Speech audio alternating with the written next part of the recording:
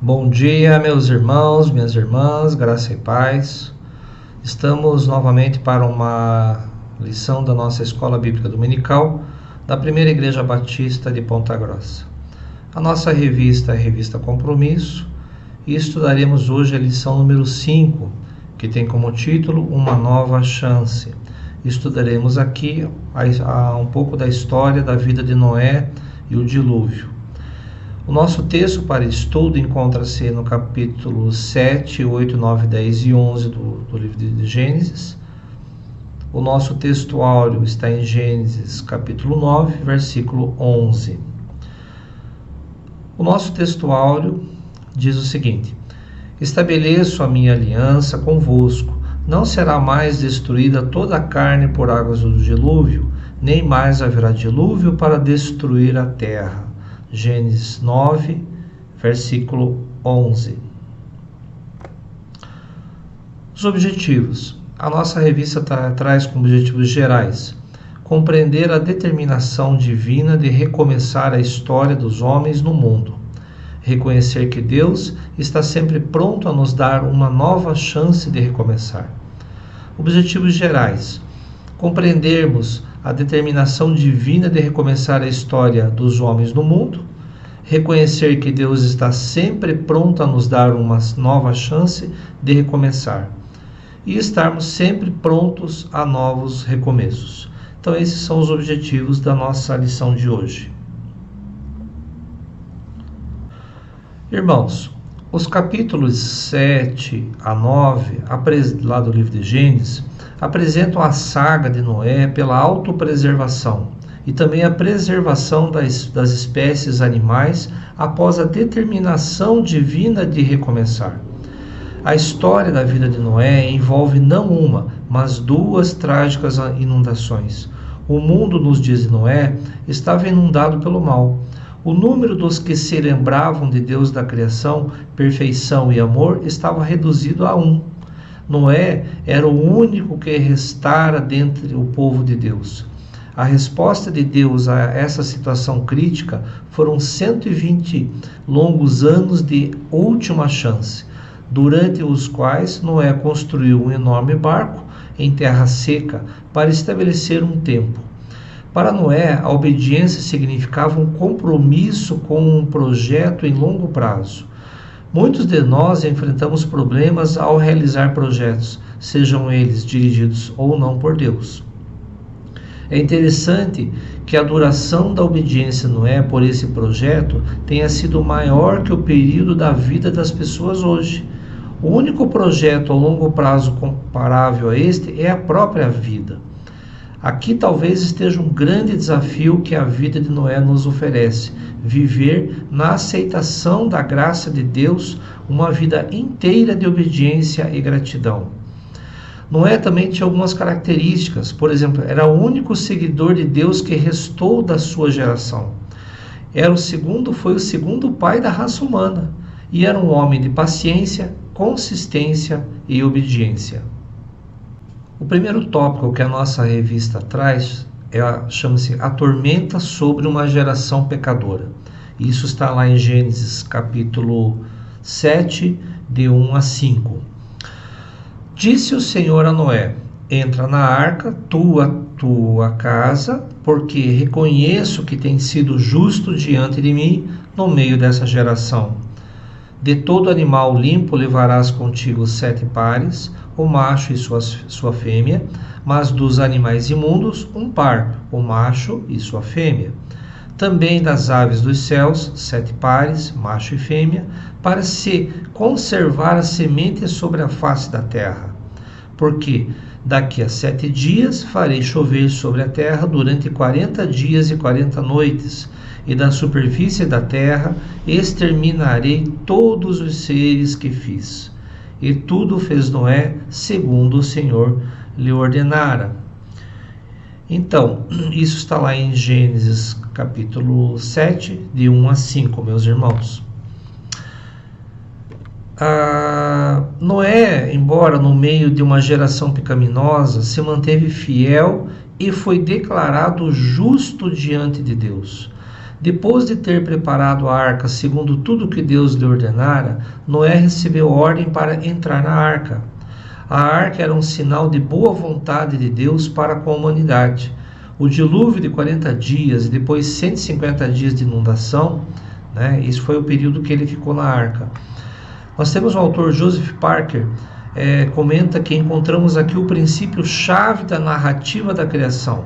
A soberania de Deus tem duas operações distintas. Ele cria e ele destrói. E a criatura não pode dizer, o que fazes tu? Então não há o que se questionar. Deus pode criar e ele também pode destruir. O que se pretende ensinar é que o mal deve ser erradicado.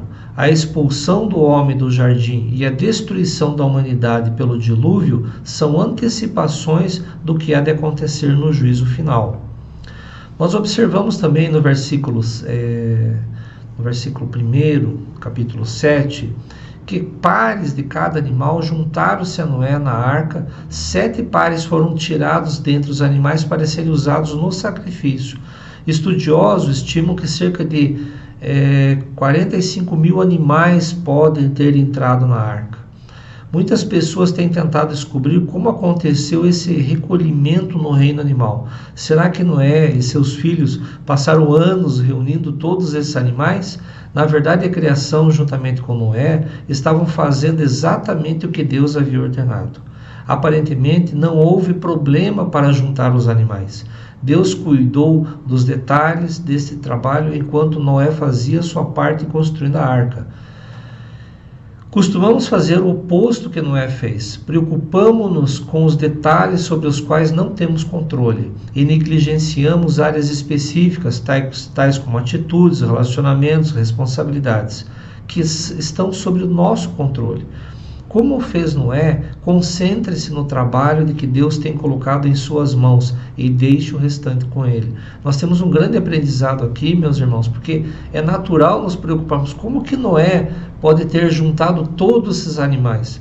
Isso era uma atribuição que Deus trouxe para ele mesmo e deu a Noé a atribuição de construir a arca. E Noé se focou nisso. Então esse é um grande aprendizado que nós temos. Então vamos focar naquilo que Deus quer para as nossas vidas e não naquilo que nós não podemos fazer. Lá também nós observamos no nosso texto que a enchente foi um acontecimento local ou cobriu a terra. É um questionamento que existe até hoje, Certamente que a inundação era universal, e ela era possível. Há água suficiente na terra para cobrir toda a terra seca. Além disso, Deus prometeu nunca mais destruir a terra com uma inundação. Na verdade, era necessário que o dilúvio cobrisse toda a terra ou destruísse todos os seus habitantes.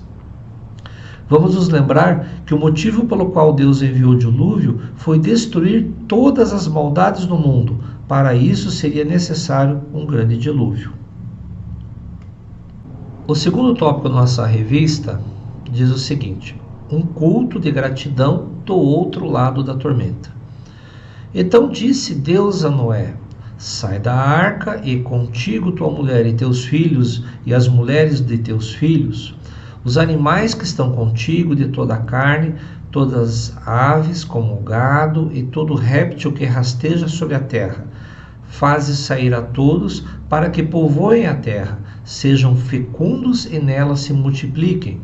Saiu, pois, Noé com seus filhos, sua mulher e as mulheres de seus filhos. E também saíram da arca todos os animais, todos os répteis, todas as aves e tudo que se move sobre a terra, segundo as suas famílias. Levantou Noé um altar ao Senhor e, tomando de animais limpos e de aves limpas, ofereceu holocaustos sobre o altar. E o Senhor aspirou o suave cheiro e disse consigo mesmo: não tornarei a amaldiçoar a terra por causa do homem, porque é mau o desígnio íntimo do homem desde a sua mocidade. Nem tornarei a ferir todo vivente como fiz. Enquanto durar a terra, não deixará de haver sementeira e ceifa, frio e calor, verão e inverno, dia e noite. Esse é o texto de Gênesis 8, do versículo 15 até o 22. Passado o dilúvio, Noé recebeu de Deus as instruções para desembarcar. O primeiro ato de Noé após o desembarque foi a edificação de um altar, a fim de oferecer um culto a Deus. A adoração de Noé e de sua família não foi uma estratégia para achar graça diante de Deus. Muitas vezes, algumas pessoas estão frequentando templos, entregando dízimos, fazendo jejuns, sacrifícios, esperando aí ter um reconhecimento e receber favores de Deus. Não é esse o intuito de Noé. Realmente foi um culto sincero a Deus. Nós observamos também um texto que nós não lemos, mas está lá no capítulo 8, no versículo 6 até o 16, que ocasionalmente Noé enviara um corvo como teste para ver se a terra estava seca. Mas Noé não saiu do barco até que Deus o ordenou. Ele aguardou o tempo de Deus. Deus sabia que, embora as águas houvessem baixado, a terra não estava seca o suficiente para que Noé e sua família se aventurassem a sair. Que paciência demonstrou Noé, especialmente após passar um ano inteiro dentro daquela arca. Da mesma forma, nós devemos confiar em Deus para que Ele nos dê paciência durante aqueles tempos difíceis em que precisamos esperar. Também observamos lá no versículo 21 e 22 que toda a Bíblia Deus demonstra seu amor e paciência para com os homens a fim de salvá-los. Quando pecamos ou nos distanciamos de Deus, certamente merecemos ser destruídos por seu julgamento. Mas Deus prometeu nunca mais destruir tudo na terra até o dia em que Cristo voltar para destruir o mal para sempre. Agora, cada mudança de estação é um lembrete da sua promessa. O terceiro tópico que estudaremos da nossa revista diz o seguinte: o sol brilha depois da tormenta. Eis que estabeleço a minha aliança convosco e com vossa descendência e com todos os seres viventes que estão conosco, tanto as aves, os animais domésticos e os animais selváticos que saíram da arca, como todos os animais da terra. Estabeleço a minha aliança convosco. Não será mais destruída toda a carne por águas de dilúvio, nem mais haverá dilúvio para destruir a terra. Disse Deus: este é o sinal da minha aliança que faço entre mim e vós, entre todos os seres viventes que estão conosco, para perpétuas gerações. Porém, nas nuvens, o meu arco será por sinal da aliança entre mim e a terra. Sucederá que, quando eu trouxer nuvens para a terra, e nelas aparecer o arco. Gênesis 9, de 9 a 14. O sol brilha depois da tormenta. Logo após o dilúvio, Deus abençoou Noé e a seus filhos para que fossem bem-sucedidos, frutíferos e povoassem toda a terra. E Deus estabeleceu com eles e com seus descendentes um pacto definitivo, uma aliança perpétua. Ele prometeu que nunca mais a terra seria globalmente destruída com água. Como sinal desse pacto, disse Deus: vou colocar o meu arco nas nuvens. O arco-íris será o sinal dessa aliança que estou fazendo, que nunca mais haverá outro dilúvio sobre a terra para destruir os seres vivos. Para o observador é lindo ver esse arco luminoso, multicolorido, o arco-íris.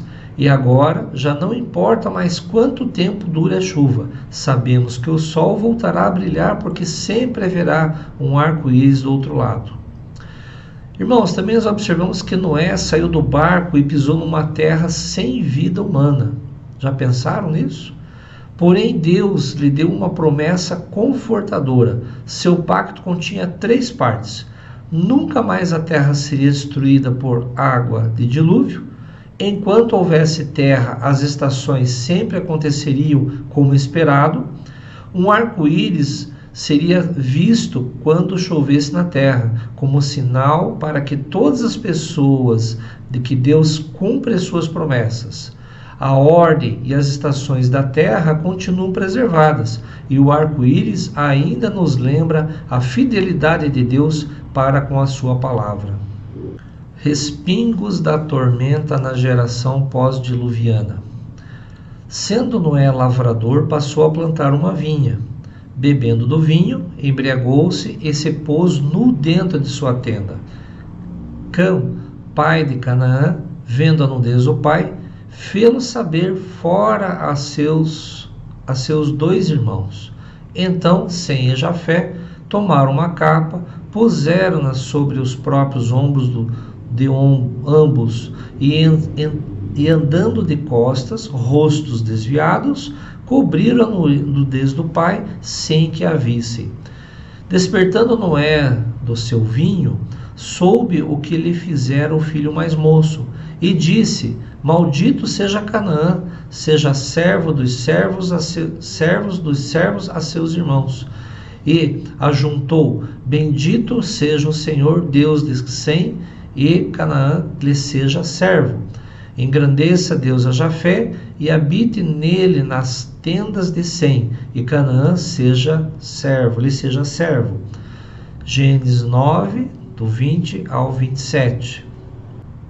Meus irmãos, Noé, o grande herói da fé, embriagou-se, sendo um mau exemplo para seus filhos.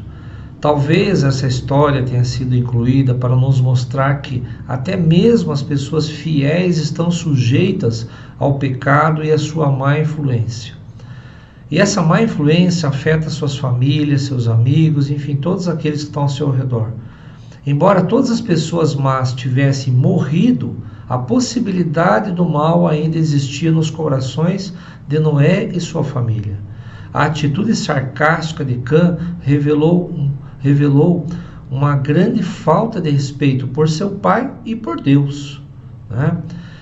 Irmãos, também nós vemos aqui no capítulo 9, 25, versículo 25, que nós lemos, que esse versículo às vezes tem sido utilizado de maneira errônea para se justificar o preconceito racial e até mesmo a escravidão.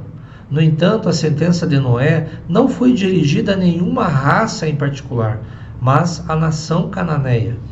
A nação que se tornara perversa, como Deus já sabia. A sentença foi cumprida quando os israelitas entraram na terra prometida e expulsaram os cananeus. A gente pode ver isso lá no livro de Josué, meus irmãos. Uma torre depois da tormenta. Ora, em toda a terra havia apenas uma linguagem e uma só maneira de falar. Sucedeu que, partindo eles do Oriente, deram com uma planície na terra de Sinar, e habitaram ali. E disseram uns aos outros: Vinde, façamos tijolos e queimamo-nos. Bem, os tijolos serviram-lhes de pedra e o betume de argamassa. Disseram: Vinde, edifiquemos para nós uma cidade e uma torre cujo tope chega até os céus, e tornaremos célebre o nosso nome, para que não sejamos espalhados por toda a terra. Então desceu o Senhor para ver a cidade e a torre, que os filhos dos homens edificavam. E o Senhor disse: Eis que o povo é um, e todos têm a mesma linguagem. Isto é apenas o começo. Agora não haverá restrição para tudo o que intentam fazer. Vinde, desçamos e confundamos ali a sua linguagem, para que um não entenda a linguagem de outro. Destarte, o Senhor o dispersou ali pela superfície da terra, e cessaram de edificar a cidade. Chamou-se-lhe por isso o nome de Babel, porque ali confundiu o Senhor a linguagem de toda a terra, e dali o Senhor os dispensou por toda a superfície dela. Vemos isso em Gênesis capítulo 11, do 1 ao 9. A Torre de Babel era parecida com chama-se zigurate, é uma estrutura comum na antiga Babilônia. Ela era cheia de degraus, era usada muito em templos, né? Ela tinha vários degraus. Eram mais utilizados na construção de templos e pareciam pirâmides, né? Com degraus e rampas laterais. Podiam chegar a uma altura, irmãos, de 99 metros e uma largura igual a essa medida, né? Na verdade, era um ponto principal da cidade. As pessoas nessa história construíram a torre como um monumento à sua própria grandeza, algo para ser visto por todo o mundo, né? A Torre de Babel foi uma grande conquista humana, uma maravilha do mundo. Podemos pensar assim aos olhos dos homens.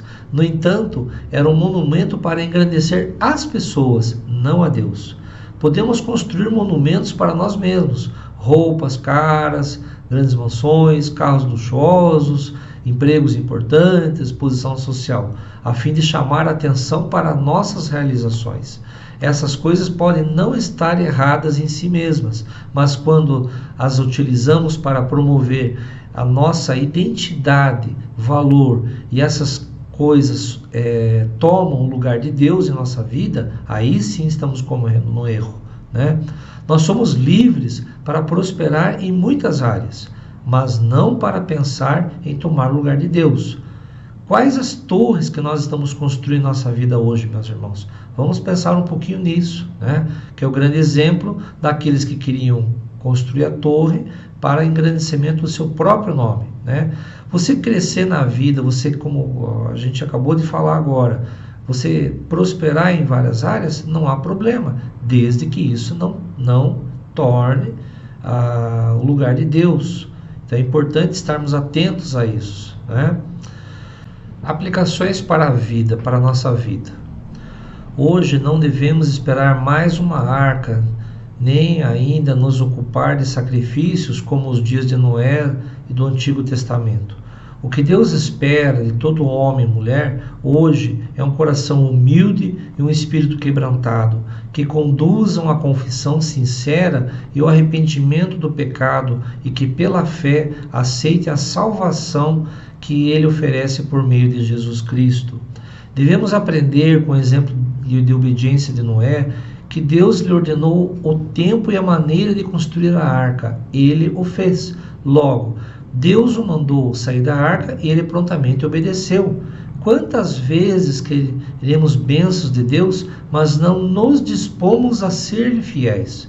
Em toda a Bíblia, bênção sempre está vinculada à fidelidade do Senhor.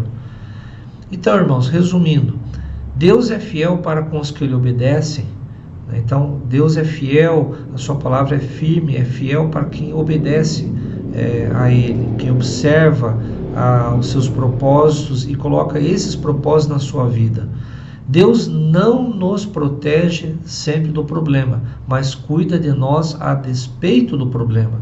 A gente sempre fala, né, que Deus não nos livra da cova dos leões, mas nos livra dos leões. Então, irmãos, tenhamos sempre confiança que dificuldades, problemas sempre teremos, mas Deus sempre está cuidando de nós a despeito desses problemas. A obediência é um compromisso de longo prazo. O exemplo de Noé foi obediente durante toda a sua vida, né? Ele provavelmente foi altamente questionado. Imagine você construir um grande barco em terra seca, longe do mar, né? Longe de um grande rio. Então, para que isso? Que loucura é essa? E Noé não questionou, simplesmente ele cumpriu. E cada determinação que Deus deu a ele, ele assim o cumpriu. O homem pode ser fiel, mas a sua natureza pecaminosa sempre o acompanha.